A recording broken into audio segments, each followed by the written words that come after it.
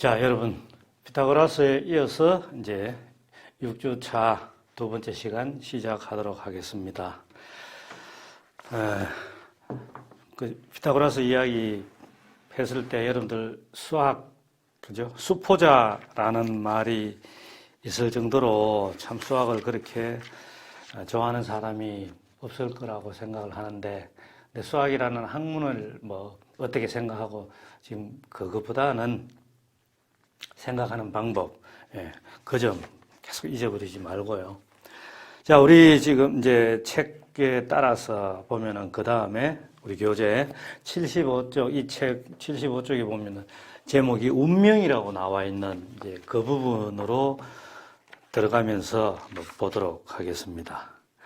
여기 부제로 되어 있는 게 일단 운명이라고 중간에 한번 적어 볼까요?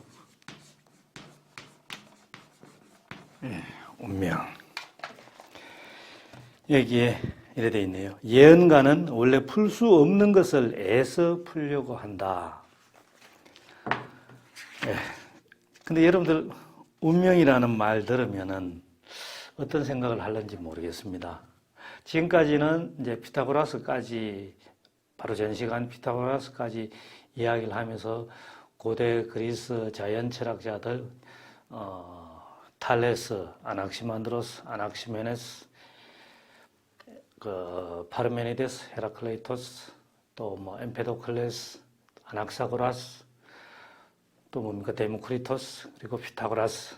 뭐 이름이 전부 비슷하죠. 고라스, 라스 뭐 이런 식들로 나오기도 하고. 이제 이 지금 그 사람들은 어쨌든 자연 속에서, 자연에서 만물의 원리를 한번 찾아보려고 그렇게 사고의 전환을 통해서 그렇게 생각해 보려고 노력해 왔다면은 이제 이게 서서히 인간 쪽으로 넘어갑니다. 그걸 그냥 칠판에 적어 보면은 이전에 그죠? 신화적 사고에서 이제 철학적 사고로 넘어가는데 그걸 그냥 이렇게 적읍시다. 우리 이제 했는 순서에 따라서 자연, 이제는 인간 중심으로, 중심이라는 말을 쓴다면은 신화 중심, 자연 중심, 인간 중심, 이런 식들로 넘어갑니다. 진행이 됩니다. 넘어가는 게 아니라 진행이 됩니다.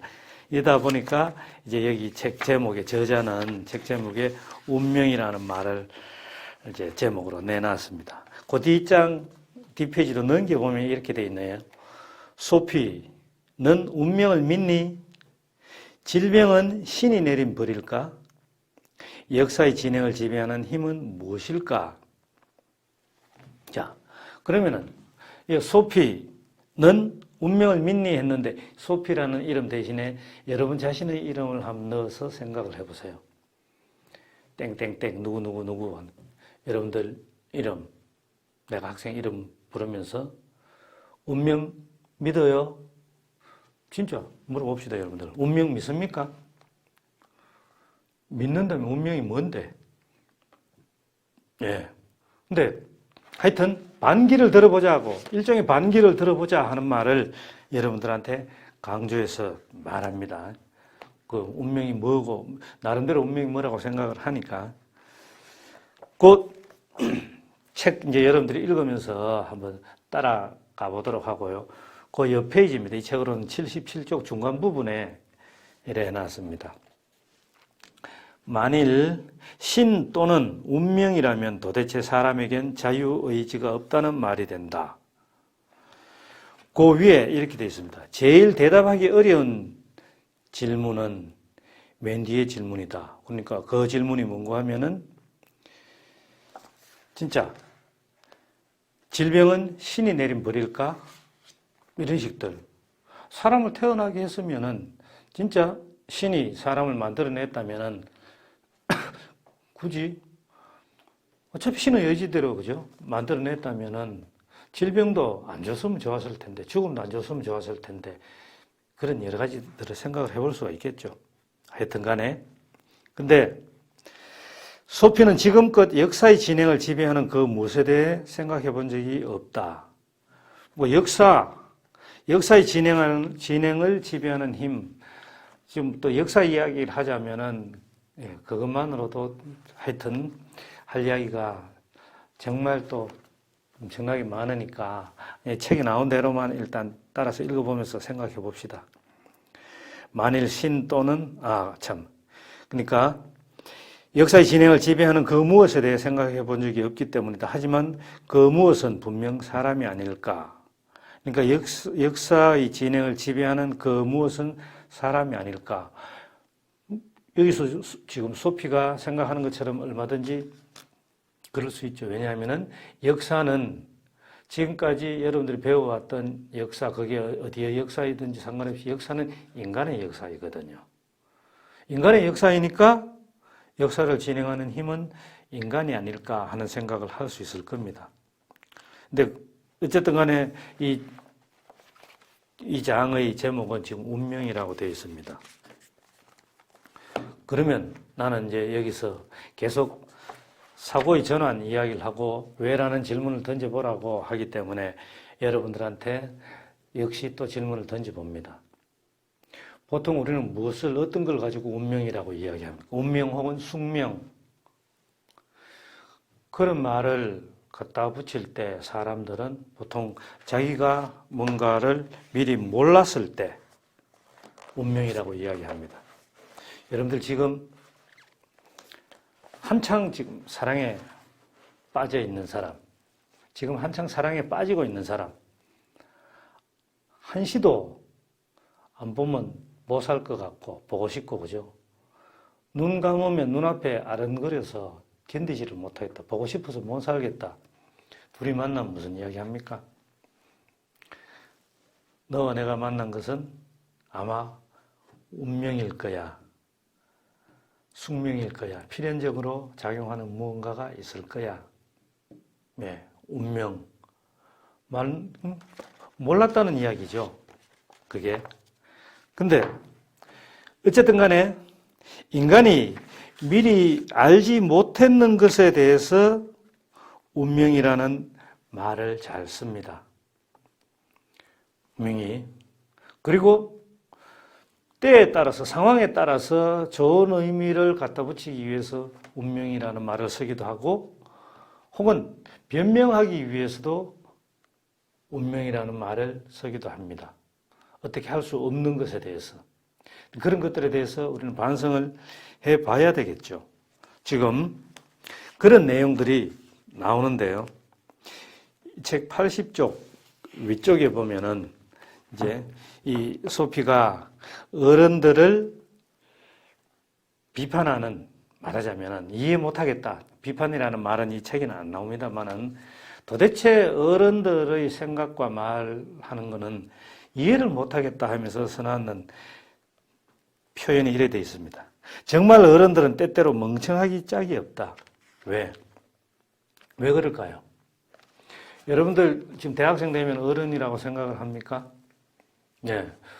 지금 우리가 이 어른이라고 이야기하는 것은 어른다워야 어른이지 하는 답다라고 하는 그 의미에서 어른이라는 표현은 아닙니다. 이 책에서는. 그냥 나이 많은 사람 말하자면은 이제 좀 성인을 이야기를 하겠죠. 여러분들 성인입니까? 어른입니까? 왜 소피는 지금 여기 사춘기 학생 나이로 나오잖아요. 15살. 우리나라 뭐 중3, 고1 정도 되는 한창 감수성이 예민하고 그럴 때 세상을 바라보는 또 다른 눈을 가지고 있는 사춘기 이제 청소년의 눈으로 지금 철학적 사고를 해보고 있는 그런 셈입니다. 그 학생의 입에서 어른들은 멍청하기 짝이 없다. 왜 그럴까요? 여러분들이 만일 성인이라고 한다면, 그런 의미에서 어른이라고 한다면 이 운명과 더불어서 이 말은 어른들은 시도도 해보지 않고 무언가를 시도조차 해보지 않고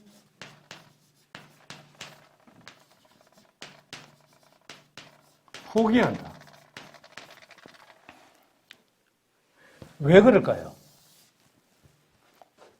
그러고서는 시도조차 해보지도 않고 포기하고서는 한다는 이야기가 운명이 그래. 그게 운명이야. 라고 이야기를 합니다. 그러면 이 책에 82쪽에 넘겨서 맨 위에 보면 이래 되어 있습니다. 운명에 대한 믿음은 무슨 일이 일어날지 미리 정해져 있다는 믿음을 의미한다. 운명에 대한 믿음은 무슨 일이 일어날지 미리 정해져 있다는 믿음을 이야기를 한다. 네.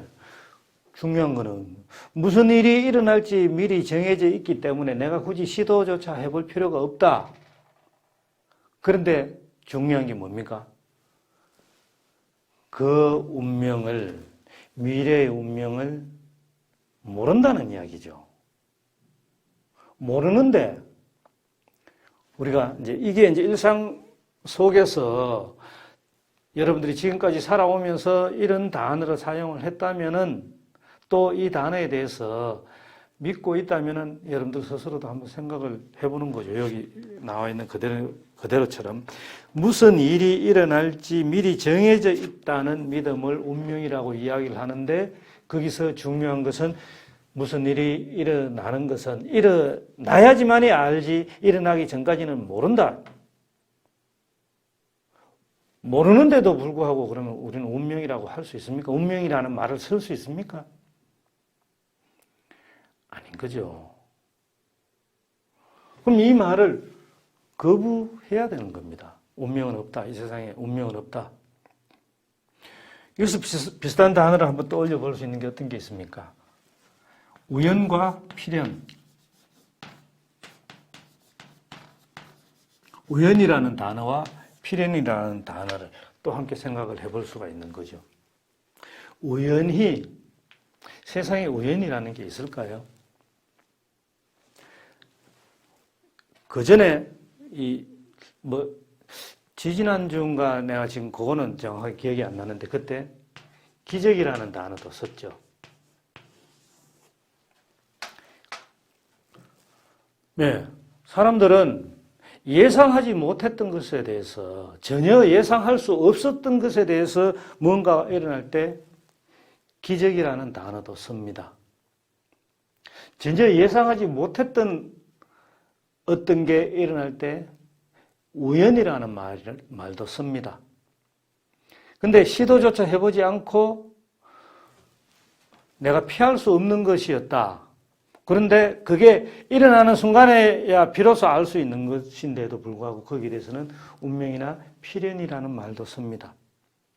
근데 세상에 기적과 우연이라는 게 있을까요? 실제로는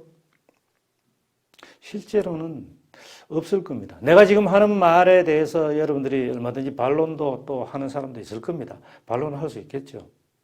그런데 내가 지금 깨부수고 싶은 것은 인간의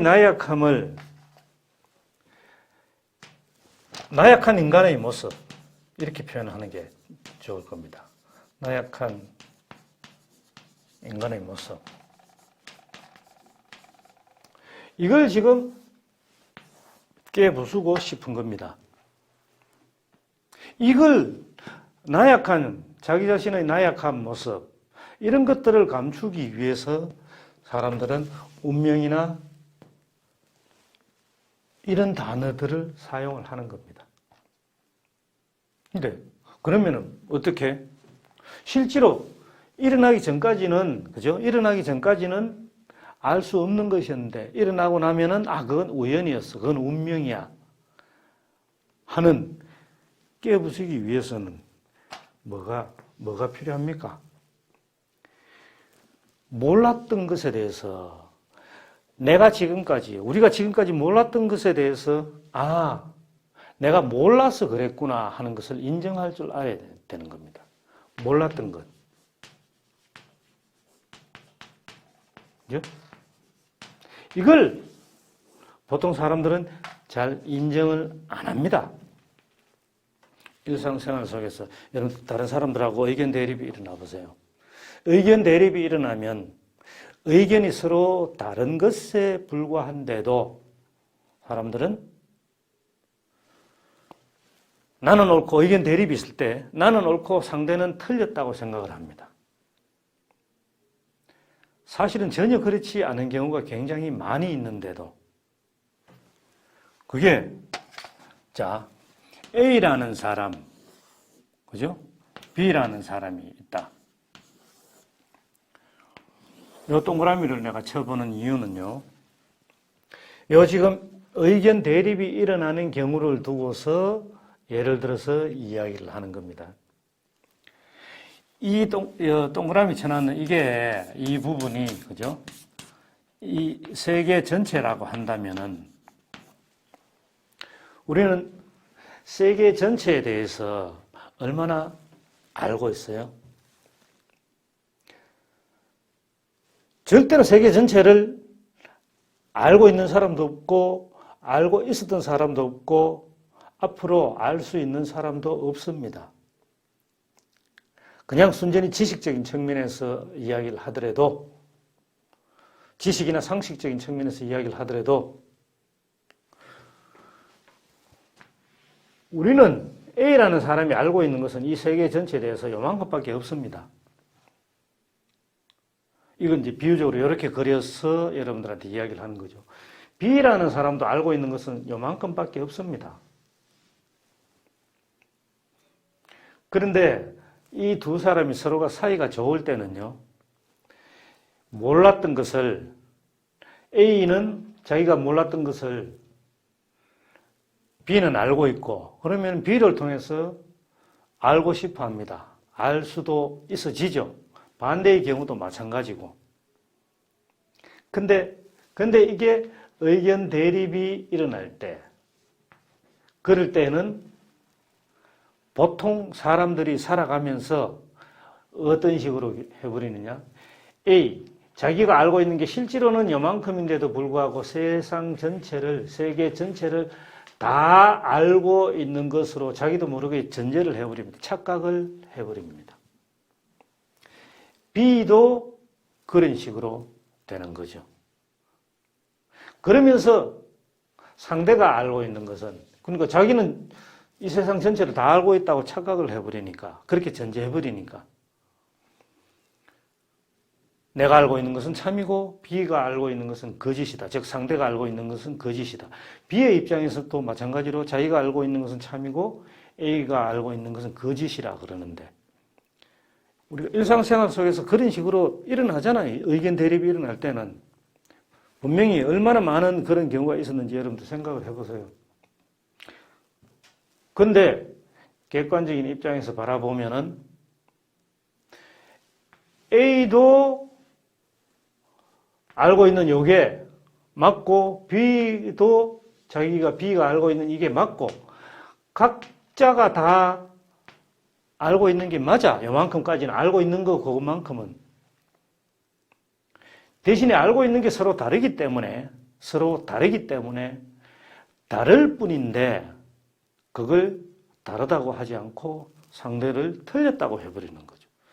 둘 다 맞는데도 불구하고.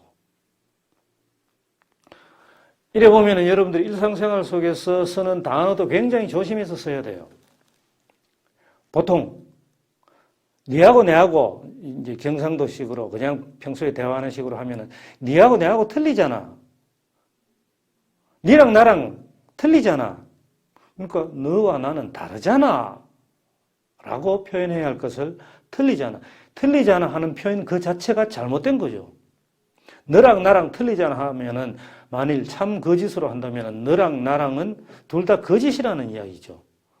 정확하게 표현하라는 이야기입니다. 근데 이게 이쪽 경상도 지역만 그런 게 아니라 방송에서도 보면은 인터뷰하고 일반 사람들 서울 경기 지역 표준어를 사용한다고 하는 그쪽 사람들도 인터뷰하는 거 들어보면은 다르다고 표현해야 할 것을 틀리다고 표현하는 경우가 굉장히 많습니다. 그런 것부터 고쳐야 이런 것들도 고칠 수가 있어지는 겁니다. 자, 요거하고 다 연결해서 볼 수 있는 게 결국 뭔가 하면은, 그죠? 우연이다, 운명이다, 필연이다. 다 보면은 실제로는 특히 운명이나 우연 같은 경우에는 우리가 그것이 일어나기 전까지는 몰랐던 것이야. 그럼 필연은 알고 있었느냐? 알고 있어서 필연으로 될 수도 있습니다. 근데 모르고 있는 경우도 필연인데 무슨 소린가 하면은 내가 모르고 있었다는 것을 인정을 하면은 그거는 필연이 된다는 이야기인 거죠. 오늘 내가 길을 가다가 평소에 이 길로 잘 안 가는데 평소에는 다른 길로 늘 돌아가는데 오늘따라 별 생각 없이 다른 생각하다가 이상하게 발걸음이 이쪽으로 옮겨져서 이 길로 가다가 위에서 뭐 떨어지는 것을 우연히 하필이면은 머리에 맞아서 머리를 다쳤다. 그때 우연히라고 쓰거든요. 근데 본인의 입장에서는 우연히 될 수 있을지언정 모든 게 그렇게 작용할 수밖에 없었는 거. 평소에 다른 길로 갔더라도 내가 이쪽으로 갔는 거, 이쪽으로 갈 수밖에 없도록 내가 딴 생각을 하고 했던, 어쨌든 내가 발걸음을 옮겼는 거잖아요. 생각은 안 했을지라도. 그리고 타이밍상 뭔가 위에서 떨어지게끔 그렇게 뭐 어떤 건물에서 떨어졌다고 한다면 건물에 하자가 있어서 결함이 있어서 떨어진다. 전부 다 그게 전부 타이밍이 맞아 떨어지는 거죠. 비록 모르고 있었을지라도 그렇게 모든 게 작용하게 되는 타이밍을 모르고 있었을지라도 모든 게 딱 맞아 떨어지니까 그거는 뭡니까? 다 필연인 거죠. 우연이 있느냐? 몰랐던 것에 대해서 무조건 그걸 몰랐던 것을 회피하기 위해서 운명이나 우연이라는 표현을 함부로 사용하지 말라는 이야기입니다. 그 지금 여기서 어른들 고착화되어 있는 고정관념, 선입견, 편견을 가지고 있는 어른들의 생각을 그런 식으로 생각하는 법을 비판하는 거죠. 그 밑에 82쪽 밑에 한 3분의 1 지점 새로 시작하는 단락 보면은 이건 다 읽어보겠습니다. 우리는 예언가들이 원래 해석할 수 없는 것을 애써 해석하려는 모습을 볼 수 있다. 모든 예언술의 전형적인 모습이지. 그러나 우리에겐 무엇을 근거로 예언하는지 너무 불분명한 까닭에 예언과 예언을 반박하기도 쉽지 않다. 우리가 하늘의 별들을 바라보면 반짝이는 점들이 빚어내는 혼돈을 목격할 수 있다. 그런데도 역사가 흐르는 동안 많은 사람들은 이 별들이 지구에 사는 우리 인생에 대해 무엇을 설명하고 있다고 믿었다. 알려진 바로는 오늘날도 중대한 결정을 내리기 전에 이 점성술가에게 조언을 구하는 정치가가 있다지 않니? 자, 예언가들, 점성술가들. 이제 요 밑에 거는 역시 좀 지우고 보겠습니다. 예언가들과 점성술가들 나옵니다.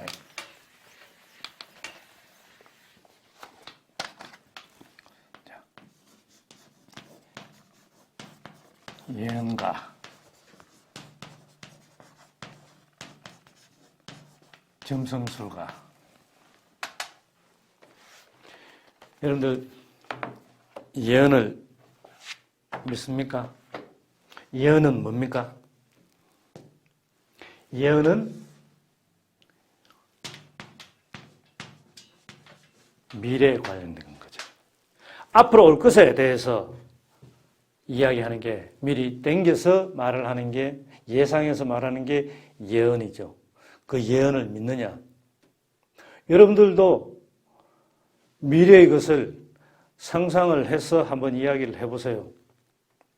이게 왜 그럴까?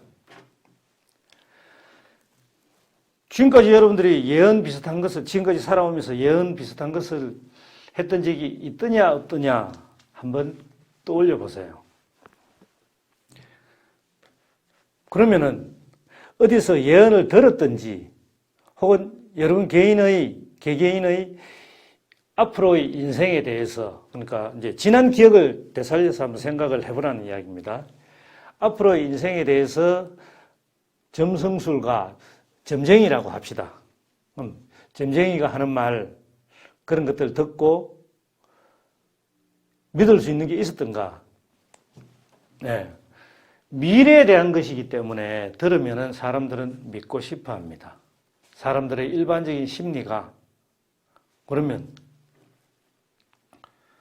그거 믿고 난 다음에 시간이, 20살에 너에게는 이런 날이 일어날 거야, 이런 일이 일어날 거야 하면 20살이 되었을 때 보면 어떤 일이 점쟁이가, 예언가가 이야기했는 일 비슷한 게 일어났을 때 사람들은 심리가 그 기억을 떠올려서 비슷한 것하고 연결지어서 생각해 보려고 하는 경향이 굉장히 강합니다. 일상생활 속에서 보면은 그렇다는 이야기인 거죠. 왜 그럴까요? 근데 맞지 않은 것은 그거는 별것 아닌 것처럼 신경 안 쓰고 기억 속에서 사라져버리고 넘겨버리는 경향도 많이 있습니다. 그러니까 10개 중에 1개가 맞는데도 맞지 않았는 그것은 신경 쓰지 않고 비슷하게 맞아 떨어진 것, 그거는 맞네 라는 걸 부각시켜서 생각하는 경향이 더 강합니다. 그게 왜 그럴까? 인간의 나약함 때문에 그런 거죠. 미래에 대해서 알 수 있는 사람은 아무도 없기 때문에 그걸 이용해서 예언을 하고 점성술을 가지고 점을 치고 그 점괘의 결과를 이야기를 하는 거죠. 그건 인간의 나약함을 이용하는 겁니다. 결국 그 말은 뭐냐? 다르게 표현을 하면은 미래에 대해서 모르니까 미래에 대한 무지 때문에 그렇습니다. 그리고 아까 지웠지만은 아직은 모르고 있는 것, 몰랐던 것. 그것에 대해서 나중에 이제 알게 될 때 전부 자신의 나약함 때문에 이런 것들을 연결해서 생각을 해보려고 하는 것들 있거든요. 그리고 이런 것들을 대표하는 단어로서 운명, 우연, 이걸 전제하고 내세우면서 본인의 무지를, 나약함을 감추려고 하는 것들이 강하다. 이런 것들을 이제 중요하게 끄집어내서 철학적 사고의 세계로 가지고 들어오는 사람이 있습니다. 그게 83쪽에 여기 보면은 델포이 신탁이라고 되어 있는데, 제목이 델포이 신탁이라고 되어 있습니다. 메뉴에 보면은 2줄만 읽어볼게요. 그리스인들은 가장 유명한 델포이의 신탁이 사람의 운명을 밝혀줄 수 있다고 믿었지. 이곳 델포이의 예언 신은 바로 아폴론 신이다 해놨습니다. 그 밑에 쭉 내려가서 거의 마지막 밑에서 5번째 줄입니다. 5번째 줄고 3단락 시작하고 그 위에 이제 2줄 더 올라가면은 이렇게 써놨습니다. 그리스에 있는 델포이 신전입니다. 델포이 신전 입구에는 다음과 같은 유명한 말이 새겨져 있었다. 델포이 신전.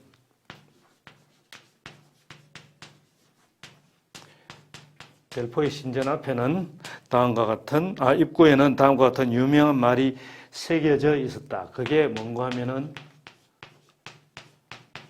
너 자신을 알라 하는 경구라는 이야기죠. 자, 이제 이 말 딱 들으면은 바로 떠오르는 사람 이름이 뭐냐? 바로 소크라테스죠. 아마 여러분들끼리 초등학교는 몰라도 중학교, 고등학교, 대학교 들어와서 친구들하고나 누구하고나 그냥 가볍게 참 편한 사람들하고 대화하고 이렇게 할 때 이런 말 많이 써먹었을 겁니다. 너 자신을 알라. 너 자신을 알라. 뭔 소린데? 뭔 소린데? 그건 떠나서 누가 했는 말인데 그러면은 소크라테스가 했는 말이야. 근데 이제 분명하게 이걸 보고서 여러분들 일단 알고 있어야 됩니다. 이거 소크라테스가 맨 처음으로 했는 말이 아니라는 겁니다. 델포이 신전 입구에 너 자신을 알라 하는 말이 새겨져 있는 걸 소크라테스가 인용을 하면서 갖고 와서 다른 사람들한테 이야기를 했다.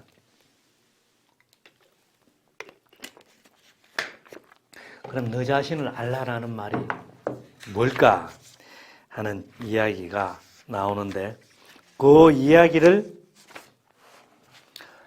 뒤로 이제 몇 페이지 더 넘어가면은 이 책으로서는 88쪽에 보면은 소크라테스라는 제목으로 이제 따로 뽑아서 하고 있는데요.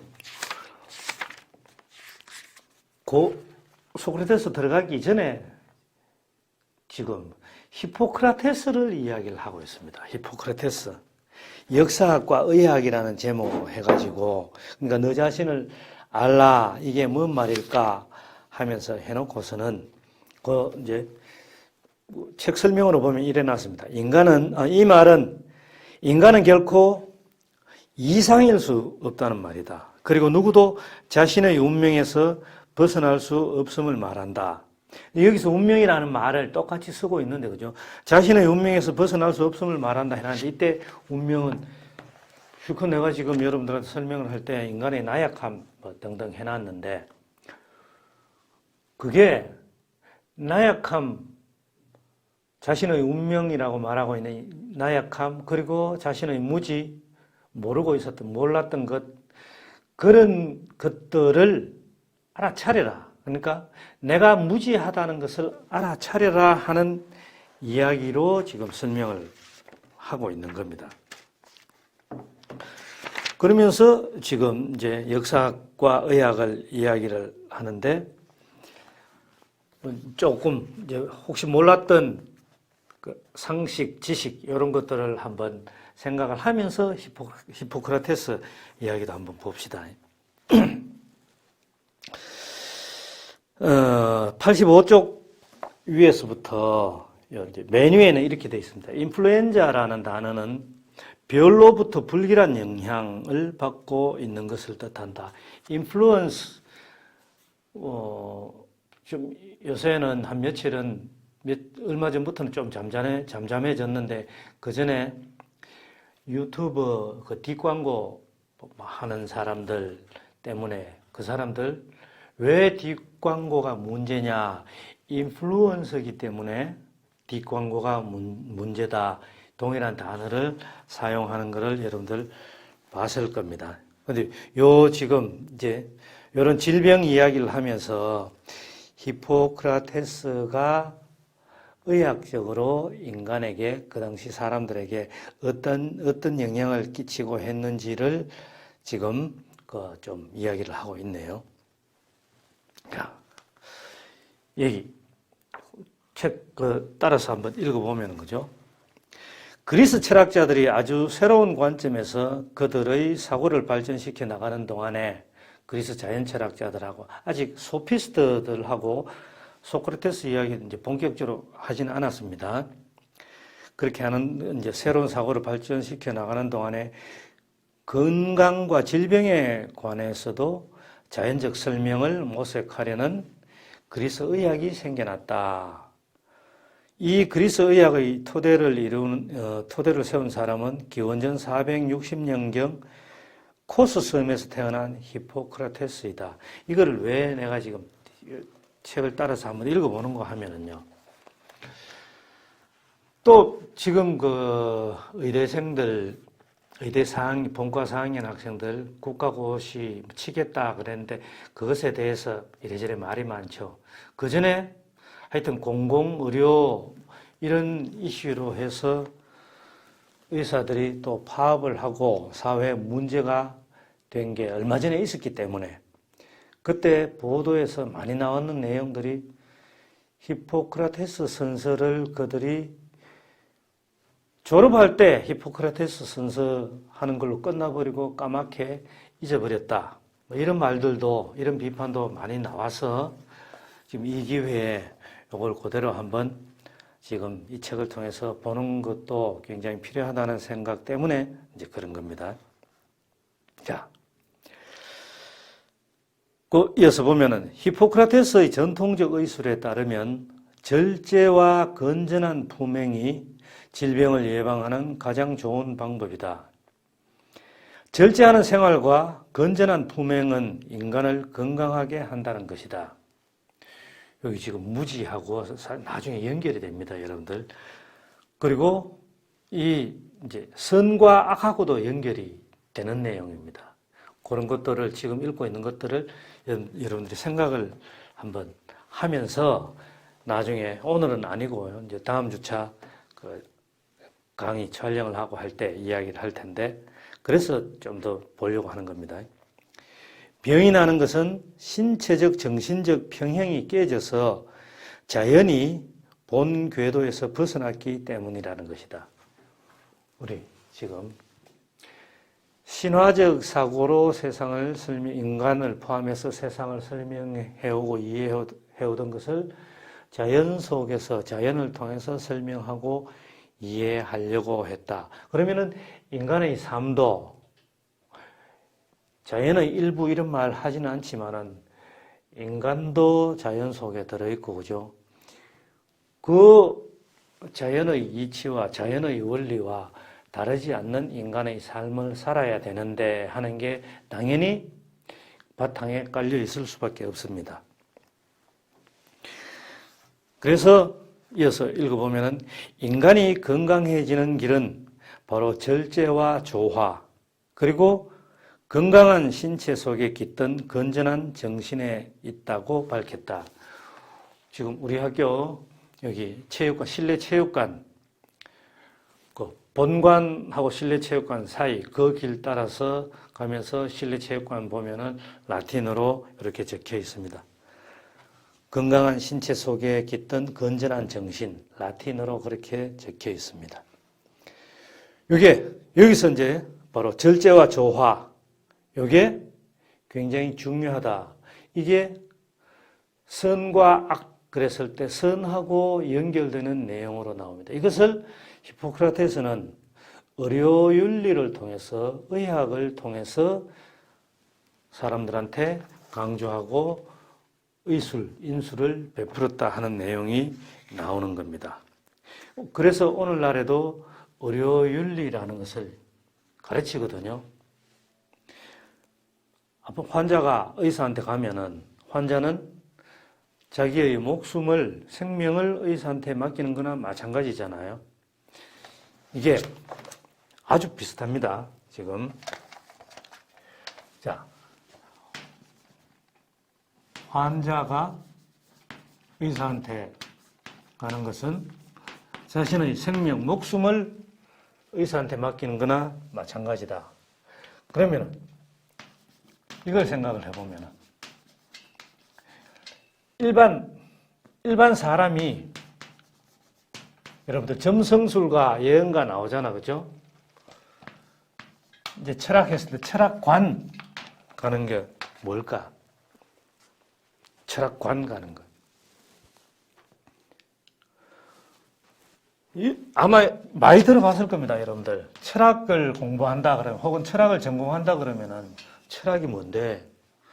내가 첫 시간에 발금하고 막 이야기했지만은, 그런 사람들한테는 그런 설명 해도 금방 잘 못 알아듣습니다. 그러면서 뭐라 합니까?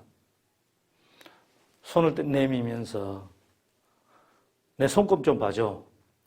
내 철학 좀 봐줘. 이렇게 이야기합니다. 그러면 손금을 봐줘. 내 철학 좀 봐줘. 철학관에 가서. 이렇게 철학관이라고 붙여져 있는 철학 뭐길래? 손을 내민다는 것은 뭔 이야기를 하는 겁니까? 내 철학 봐줘. 내 앞으로 어떻게 될지, 내 미래가 어떻게 될지 좀 봐줘 하는 이야기 뭡니까? 그건 이하고 다를 바 없습니다. 환자가 의사한테 자기의 목숨, 생명을 맡기는 거나 마찬가지라고 했는 것처럼 내 손금 좀 봐줘, 내 미래를 좀 봐줘 하면서 철학 공부한다고 하는 사람한테 그렇게 말을 하면서 손을 내미는 행위는 이 사람의 인생, 이 사람의 삶을 맡기는 것하고 다르지 않다. 이 점을 여러분들이 알아야 되는 겁니다.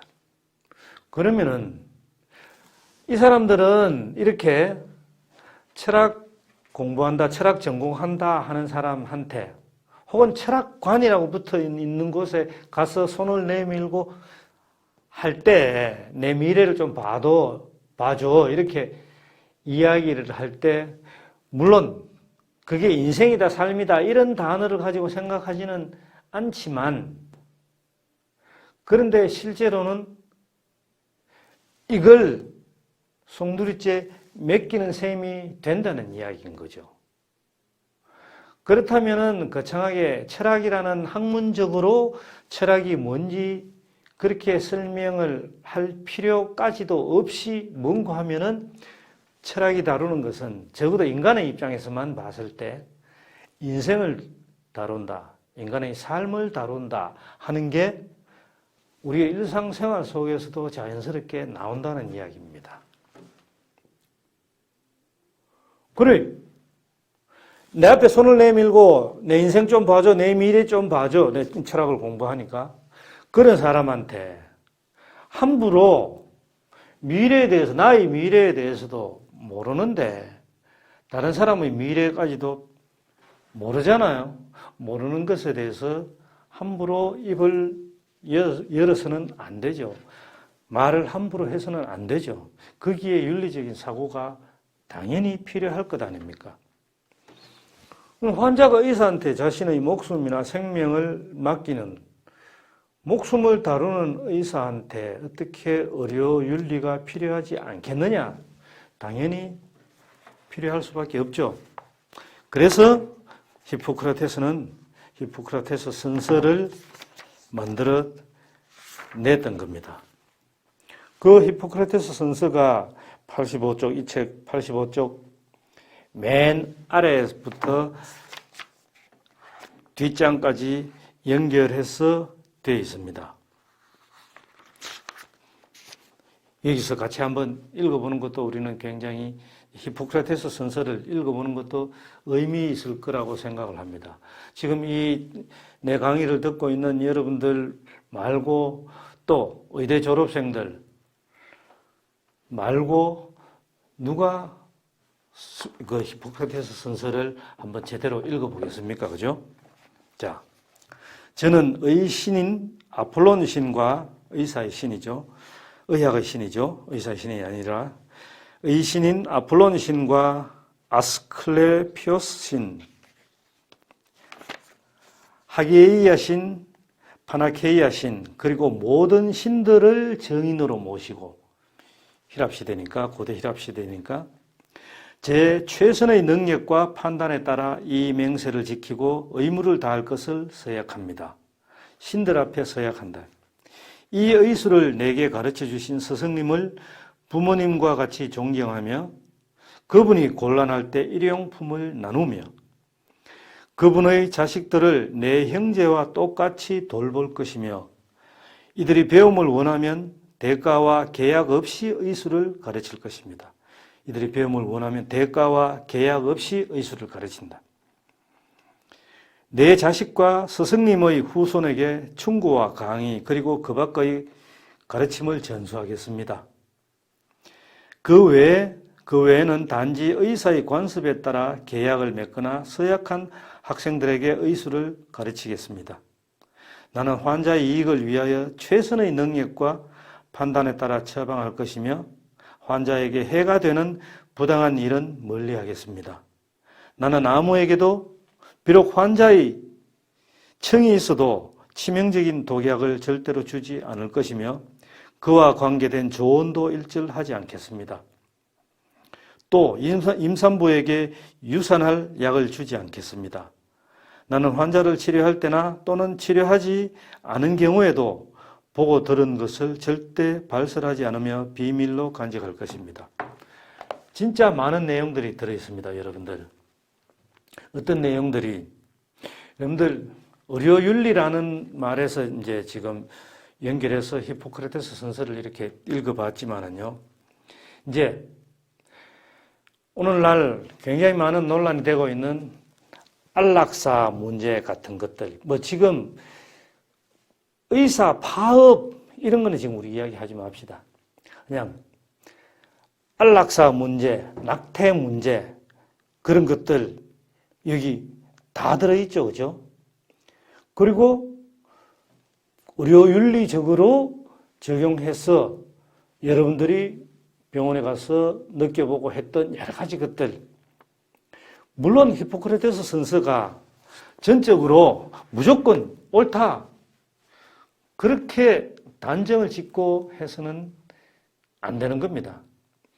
중요한 것은 고대 그리스 자연 철학자들 신화적인 사고에서 자연을 바탕으로 하고, 그리고 이제 인간이 중심이 되는 그런 철학적 사고의 시대로 넘어오는데, 거기에 히포크라테스도 그 당시에 같이 활동하던 사람이다. 의사였다.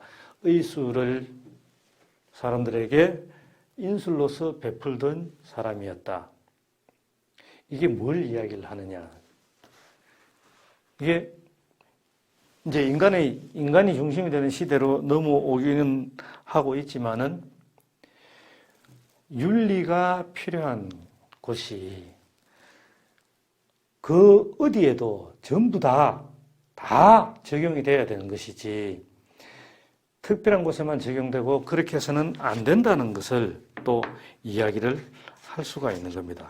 그래서 지금 여러분들이 나중에 이제 다른 수업 시간에 여러 가지 토론을 하고 할 때 방금 읽었는 히포크라테스 선서의 내용과 연결이 될 수 있는, 연결이 되는 그런 것들이 있다면은 지금 이 책을 펴서 히포크라테스 선서 중에서 이런 게 나오는데, 오늘날에도 여전히 2500년이 지났는 오늘날에도 여전히 이 선서는 유효하지 않겠느냐, 혹은 여전히 우리가 따라야 되지 않겠느냐, 혹은 아니다, 그런 것들로, 그런 토대로, 근거로서 여러분들이 사용할 수가 있을 거라는 이야기입니다. 네, 하여튼 이런 지금 그 환자와 의사의 관계, 일반인들과 철학관에 가는 사람들, 철학과의 관계, 이런 것들도 함께 생각하면서 지금 이제 본격적으로 다음 시간에는 인간이 중심이 된, 철학적 사고의 중심이 되는 시대로 넘어가는 소크라테스 이야기 집중적으로 하면서 하도록 하겠습니다. 이제 내일 모레 곧 추석인데, 추석 코로나 조심하는 가운데서 즐겁고 행복하게 잘 보내기를 바라면서 6주차 강의는 마치도록 하겠습니다. 감사합니다.